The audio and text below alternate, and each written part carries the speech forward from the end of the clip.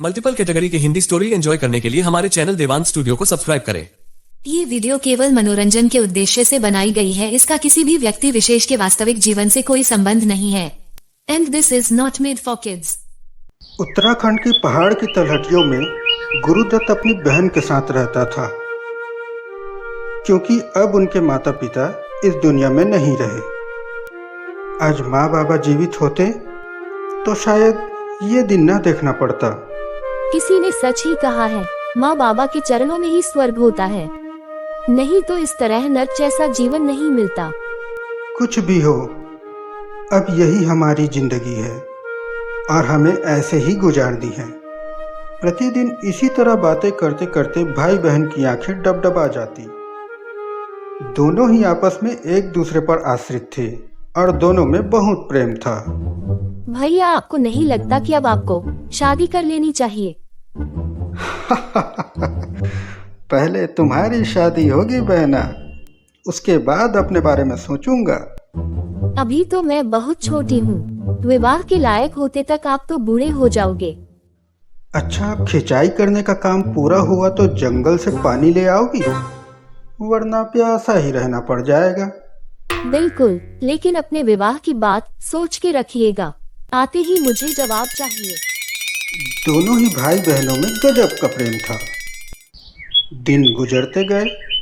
कुछ समय के बाद एक दिन उनकी झोपड़ी के पास एक ज्योतिषी बैठा हुआ दिखाई दिया। अलख निरंजन, जय शिव शंभू। अरे, ये तो कोई ब्राह्मण जैसा प्रतीत होता है, लेकिन आज इस सुनसान इलाके में कैसे?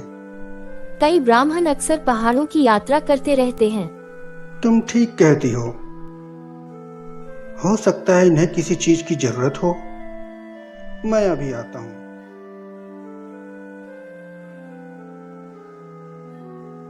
प्रणाम साधुवर। आयुष्मान भव। आप इस निर्जन वन में अकेले क्या कर रहे हैं? क्यों, क्या यहाँ ब्राह्मणों का आना वर्जित है? नहीं नहीं आदरणीय, आपको यहाँ अकेले विचरण करते देख मन में जिज्ञासा उठ रही है। जिज्ञासा? कैसी जिज्ञासा? कहीं आप भटक तो नहीं गए? शायद मैं आपकी कोई सहायता कर सकूं। तुमने बिल्कुल सही कहा, तुम तो मुझसे भी बड़े ज्योतिषी निकले। तो क्या आप ज्योतिषी हैं? क्या आप मेरा भविष्य बता सकते हैं? क्यों नहीं। कृपा करके मुझे मार्ग दिखाएं साधुवर। तुम बहुत मेहनती हो पुत्र। तुम्हारे हाथों की रेखाएं बता रही है कि तुम्हारे माता पिता नहीं हैं। आपने बिल्कुल ठीक कहा साधुवर। तुम इस वन में अपनी बहन के साथ रहती हो। जी जी, बिल्कुल सही कहा। पुत्र, निकट भविष्य में तुम्हारा विवाह योग है। तुम्हें इतनी हंसी क्यों आ रही है? साधुओं का मजाक उड़ाना अच्छी बात नहीं है पुत्र।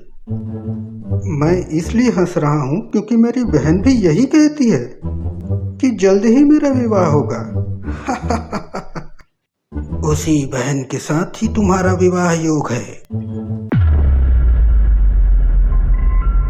ये आप कैसी बातें कर रहे हैं? बहन के साथ विवाह? छी, मुझे नहीं पता था कि तुम पाखंडी निकलोगे। सत्य कड़वा होता है पुत्र, परंतु इस सत्य से पीछा नहीं छुड़ा सकते। तुम्हारे हाथों की लकीरें बदल नहीं सकती। यह सुनते ही गुरुदत्त एक महान आशंका से थरथरा उठा। ज्योतिषी की कही हुई बात गुरुदत्त के कानों में गूंज रही थी।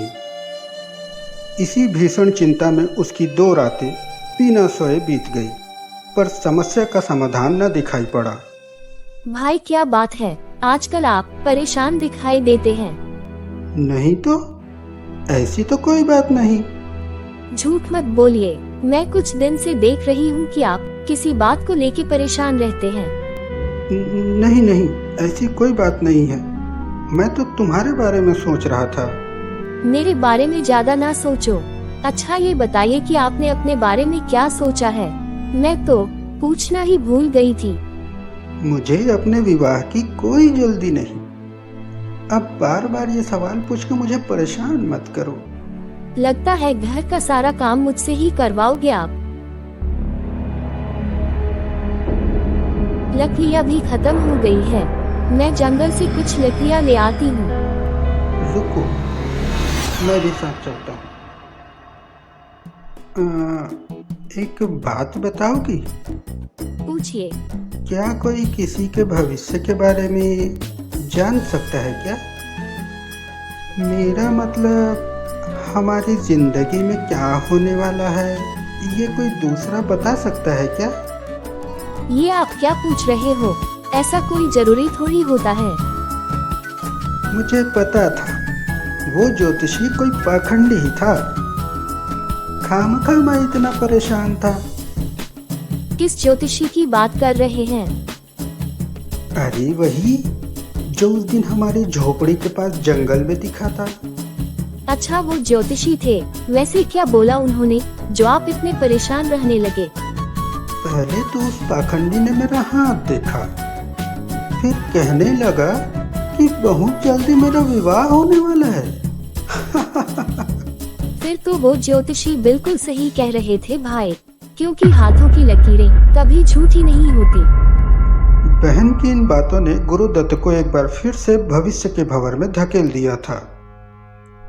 गुरुदत्त के दिलो दिमाग में भविष्य की असामाजिक परिदृश्य घर कर चुकी थी, जो उसे बिल्कुल स्वीकार नहीं था।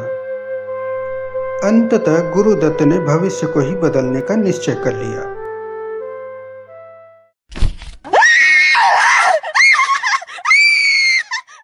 जान से प्यारी बहन की दर्दनाक चीख गुरुदत्त को हर घड़ी अस्थिर मन कर देती थी। समय गुजरा, परिस्थितियों ने करवट ली। उसके सामने कुछ नए नए समय वृत्त आए। बात आई गई हो चुकी थी और गुरुदत्त खुद को अपने काम में व्यस्त रखने लगा। देखते देखते कई साल गुजर गए। नए नए संगी साथी बन चुके थे और गुरुदत्त अपने अतीत को भूलने लगा था। चलो बेटा, थोड़ा आराम कर लो। काम के साथ साथ शरीर को थोड़ा आराम देना भी जरूरी है। जी काका।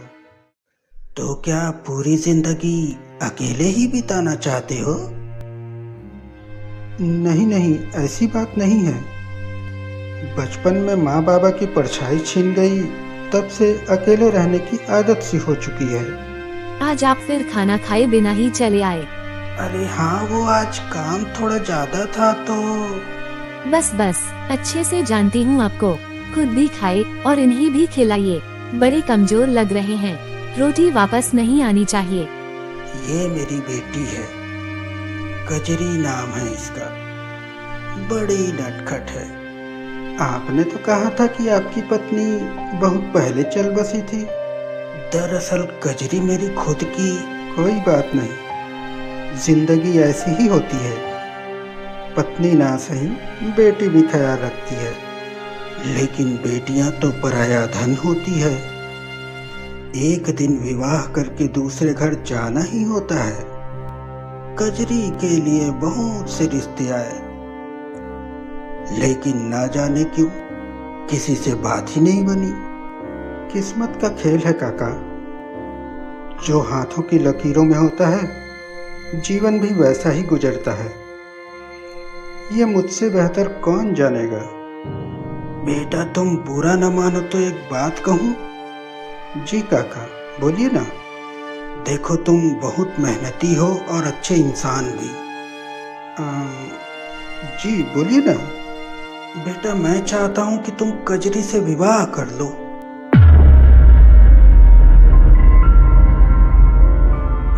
तुम चाहो तो 5 बीघा जमीन भी दे सकता हूँ। काका, ये सब की जरूरत नहीं है। आप मुझे शर्मिंदा कर रहे हैं। मैं इस बारे में जरूर सोचूंगा। गुरुदत्त के मस्तिष्क को अब कुछ कुछ परिश्रांति का एहसास होने लगा, किंतु उसकी बहन की वह पीड़ित करने वाली चीख जब तक अचानक आकर उसके मस्तिष्क को झकझोर जाती थी और वह उस स्मृति से सिहर उठता, आंखें मीच लेता और कानों में उंगलियां ठूस लेता। उसे लगता कि उसकी बहन की चीख, उसके कुल्हाड़े के आघात की स्मृति उसे चारों ओर से कौंध कौंध कर उसे अपने में समेट ले रही है। अंत में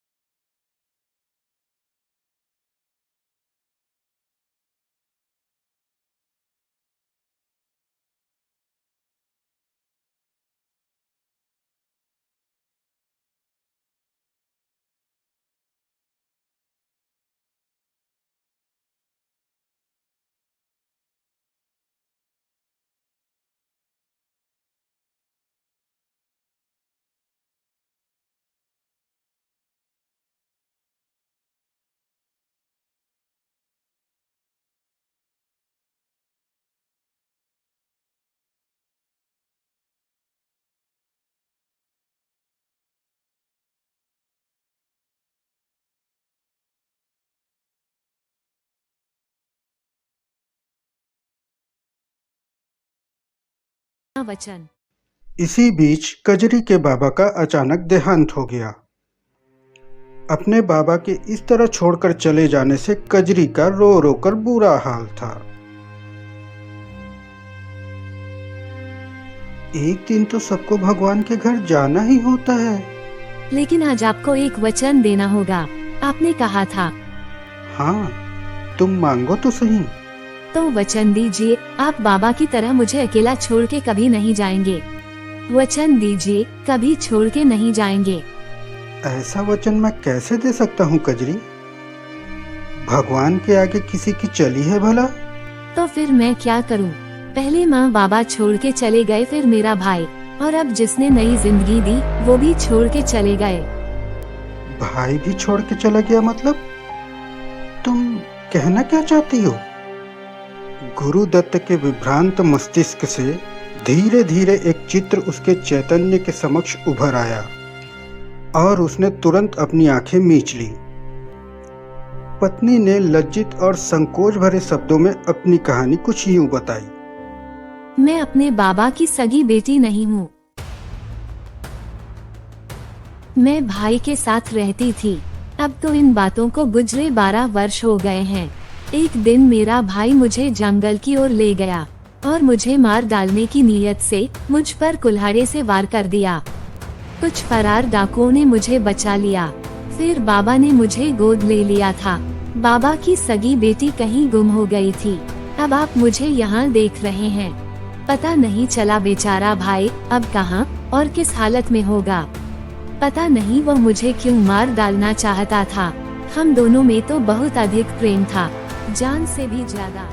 उसके पति ने नहीं, उसके भाई ने उसे पुचकारा तो ढांढस बंधाकर चुप तो कराया, किंतु उसी दिन से वह जिस भी चीज पर नजर डालता था उसे कुछ दिखाई नहीं पड़ता था।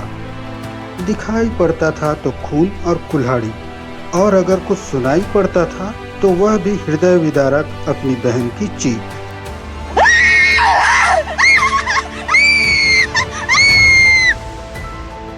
दूसरे दिन वह कजरी से एक काम के लिए जाने को कहकर घर से जो बाहर निकला तो फिर मुड़ के घर नहीं लौटा।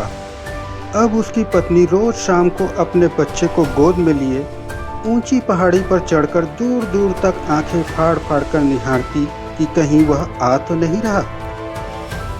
क्षितिज के छोर पर जाकर उसकी दृष्टि पसर जाती। पर उसे आकर भय से सिहराती व्याकुल सूनी सूनी हवा, और दिख पड़ जाता केवल निराश और मनहूस फैला हुआ क्षितिज।